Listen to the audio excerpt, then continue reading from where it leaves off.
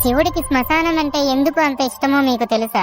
ఒక రోజు పార్వతీదేవి శివుడితో, స్వామి, శుభ్రమైన కైలాసంలో చింతామణి గృహం ఉండగా, అంతులేని ఐశ్వర్యం ఉండగా, మిమ్మల్ని ప్రేమించే నేను ఉండగా శ్మశానంలో ఎందుకు ఉంటున్నారు అని అడుగుతుంది. శివుడు చిన్నగా నవ్వి, దేవి, బ్రతికి ఉన్నంత కాలం అన్ని చోట్లకు తిరుగుతారు. నేను గొప్పవాడిని అని ఒకడంటాడు, నేను తెల్లగా ఉన్నా అని ఇంకొకడంటాడు, నేను ఎక్కువ కులం వాడిని అని మరికొందరు అంటారు. ఎన్ని ఉన్నా చివరికి ఊపిరి బయటకు వెళ్లిపోయిన తరువాత వాడిని తీసుకుని వెళ్లి పాడి మీద పడుకోబెట్టి శ్మశానానికి తీసుకుని వచ్చి అక్కడ కర్రల మీద పడుకోబెట్టి కాలుస్తూ ఉంటే ఆత్మ పైకి లేచి నిలబడుతుంది. పుర్రె పగిలిపోయిన తర్వాత కన్న కొడుకు కూడా స్నానం చేసి వెళ్లిపోతుంటే చీకటి పడ్డాక ఆత్మ చుట్టూ ఉన్న భూతాలను చూసి భయపడుతూ, నా అనుకునే వాళ్ళు అందరూ నన్ను వదిలేసి వెళ్లిపోయారు, బ్రతికున్నన్నాళ్ళు వాళ్ళు నా వాళ్లే అని అనుకున్నాను, ఇప్పుడు వాళ్ళలో ఒక్కరు కూడా నాతో లేరు అని ఏడుస్తుంటే, నేను ఉన్నానురా భయపడకు అని చెప్పడానికి నేను ఇక్కడ లేకపోతే వాళ్ళు ఏమైపోతారు అని శ్మశానంలో ఉన్నాను పార్వతి